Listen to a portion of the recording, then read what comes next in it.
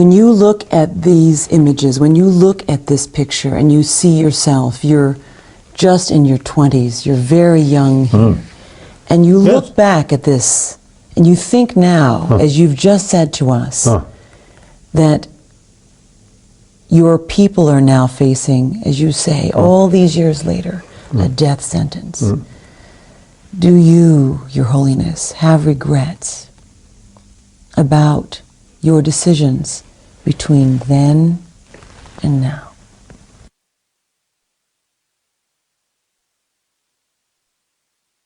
No regret, no regret. But these are the unfortunate things, not due to our mistake. If our mistake, then regret will come. No. I think all these destructive sort of policy happen, as I mentioned before, early 50s, Chinese government policy, realistic. What has your position of non-violence, what has your position of non-violence really brought you, your people? Yes, first let me finish my sentence. Mid-50s, that was 1956, 57, then the whole policy become leftist. That is the, I think from the Chinese viewpoint, maybe that's the regrettable. Then 59 crisis happened, the Cultural Revolution happened, all these sort of destructions took place, and then even in recent decades inside Tibet, more hardliner, where their thinking is more leftist. Whenever party secretary, more leftist view comes, things become more harder, and that creates much more sort of the resentment among Tibetans. So now, your question about the non-violent principle, about non-violent sort of approach. Through these sort of decades, I feel more confidence. Early 50s, then of course Tibetan army, there are some violence, of course, involved. At that time, the political responsibility, temporal responsibility, not on my shoulder. Then, soon after I take this responsibility, then 7-point agreement is signed, 51, May 51. Then 56 on, some open revolt started from eastern part of Tibet, from Kham area, outside autonomous region of Tibet. Now that eventually spread more area, 57. 56 I came to India, then 57 I returned, in spite some suggestions within Tibetan community, Tibetan officials, I should not return, but I returned with hope things will be, and then Chuale also promised reform 6 years postponed. Immediate cause of this uprising in Sichuan province, and Xinjiang province, or what to say, Xikang province at that time. Later, isn't that absorbed into Sichuan province? So at that time, Xikang province and Gansu province, then I think Qinghai province, like that. So, so these we very much hoped the Chuanle's promise as a reform 6 years postponed. That decision made by Chairman Mo himself. So these give us hope. Now things now may cool down. and many sort of these violence now no longer. That's our hope, and we try our best. But then instead of, you see, they're stopping these things increasing. So all these, whenever you see some sort of resentment with violence, difficult. No. But this... After the march, I received information. Afternoon, then the march. Now, you see some people, some Tibetan in Lhasa, now moving demonstration. Then immediately I felt, oh, now crash, sooner or later crash will take place. So after that, same sort of anxiety, same sort of disturbances, emotionally also, which I experienced in 1959 10th March.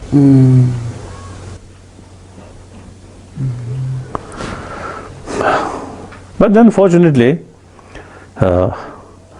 the one level of emotion, much disturbances and strong feeling of hopelessness, I can't help. I know suffering, but I can do anything. But the deeper level of my emotion, quite okay, quite peaceful. That's good. So back to our question, which was about nonviolence. So therefore, I mean these sort of events, actually I feel more confirmation our non-violent approach is the best way. Why? When?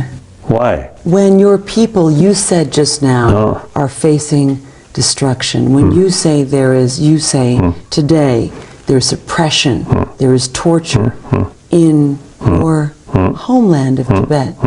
What has non-violence brought you? This very room, I think almost 30 years ago, even more then, Mustang in Nepal, some Tibetan guerrillas with help of CIA. At that time, this is some Tibetan youth. They very much sort of attracted about violence. So then this very room, they asked me, they expressed in their sort of view. And I asked them, yes, okay. If we follow a violent way, then we need weapon. From where we get weapon?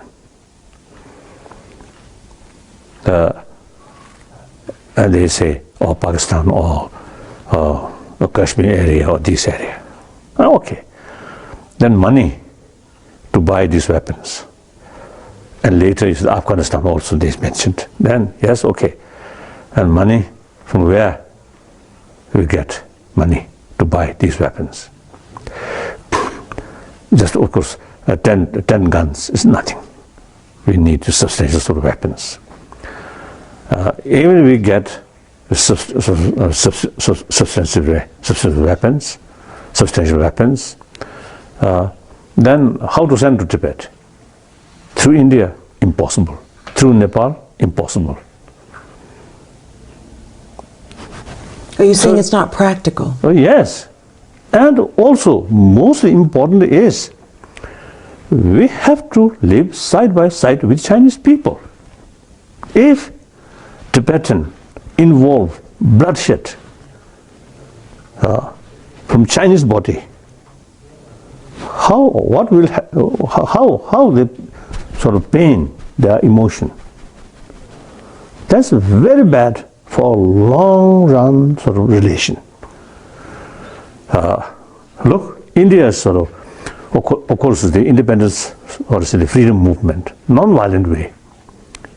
As a result, India's relation with other Commonwealth and also the Britain, very well. Although in the past, some cases, some violence took place, but basically under the leadership of Mahatma Gandhi through a non-violent way. But it has not worked So yet. the Tibetan case also, in any way, Tibetan, even I think a few 100,000 Tibetan armed, how can challenge millions of liberation army? These are impossible, morally wrong, practically also wrong. Then most important for long future. And then also we generally, basically we are Buddhist community. If we implement violence, although theoretically, say, violent as an action, not so important. Important is motivation, compassionate motivation, and right sort of goal. However, once we involve violence, unpredictable. One of the aspects of violence is unpredictable. If you involve violence, then unexpected consequences also happen. Now, many parts of the world, including the United States sort of policy, it happened like that. So then, like the United States, a very powerful nation, handling Iraqi, Afghanistan, use military forces, not very successful. And our case, 6 million Tibetan. And then the Liberation Army, I think more than 2 millions with modern weapon. These things, although fortunately, even Tibetan youth organization, they fully support about our non-violent approach. Some individual, when they too much emotion, they simply, express, oh, look, Mujahideen. but Mujahideen sort of violence never bring moral support to the rest of the world, and they become more isolated. So because we strictly following non-violent principle, so many parts of the world really, I say, fully support. One reason, some is my friend in Europe, actually openly told me, you are committing non-violent very strictly, therefore we are supporting you. If you commit violence, we will withdraw our support. That's clear. And use violence. No room of reason. Non-violence, there is always room of reason. Our strength is truth. Truth always they have the reasons. No truth, lie. After all, no strength. So, if you are telling lie, not sort of truthful, then there is no other choice except use violence, use force. There is no way to argue, no way to reasoning. Is China telling a lie? You should judge. I think one regrettable thing is Chinese lies to outside world. It's understandable, but Chinese government lie to their own people. It's immoral, I feel. The censorship. Free world's information, Chinese cannot censor. But censorship means fool their own people. Their own people put in dark. It is morally wrong. Transparency is very, very important. So our side, everything transparent. Nothing to hide. All these because we have truth. I always telling our supporters, I do not consider as a pro-Tibetan, but rather pro-justice. Since our issue, and also the way handling our issue, truthful, honesty, non-violent, peaceful, with compassionate attitude. But when for the Tibetan people, will your policy of nonviolence I don't know. reap them rewards? You don't know. That's difficult to say. But I feel, many of us usually feel only a matter of time. The truthful sort of approach through non-violent way and growing number support from Chinese community is a positive sign.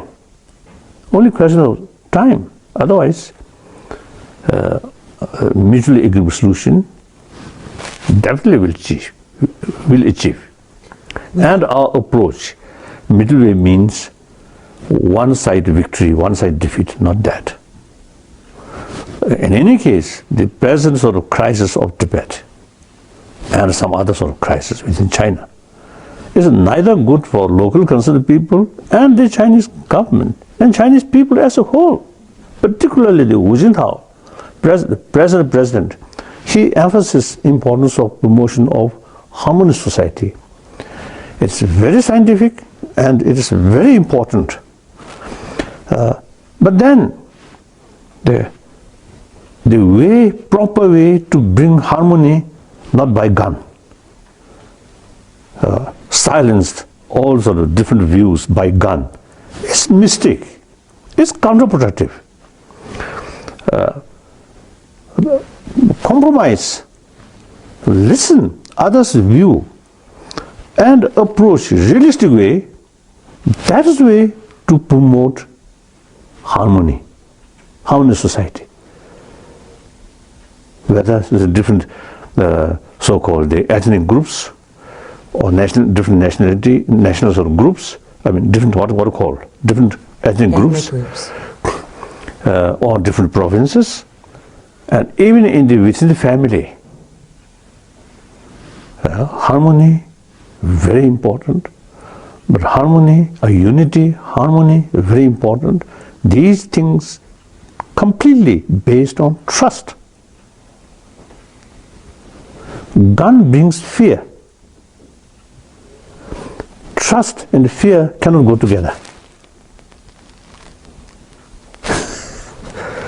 So therefore, their policy using force and telling lie. It's the very basis of harmony, the trust, equality, destroying. Very sad. Do you think it's possible you will not live to see the day? Now, nearly 74, another 10 years, 84, then another 20 years, 94. I think possible. See the result of our approach. I feel like that. But in any case, right from the beginning, we are sort of preparing, or we are thinking, hope for the best. At the same time, prepare for the worst. That's our slogan. So in early 60s, many Tibetans, perhaps including myself, or it may not take such a long period. At that time, nobody think it may take 50, 60 years. Now already 50 years passed. But from that time, we prepared for worst. So we established quite well in this country and also different free world. You have had 8 rounds of talks since 2002. Yes. Where are things now, and what are you offering the Chinese to move this forward? Now, actually, the concept of not seeking truth, not seeking independence, genuine autonomy, that made up in this room, 1974, with our sort of leaders, few people. We decided sooner or later we have to talk with Chinese government. So at that time, China fully engaged Cultural Revolution, 74. Then 70, end of 78, some indication from Deng Xiaoping, and then to my elder brother who resides in Hong Kong, want to see him. And my brother come to see me and ask about that. Then I responded immediately, yes, very good. Go there, meet Chinese leaders, because we already set up in our mind, not seeking independence, but meaningful autonomy.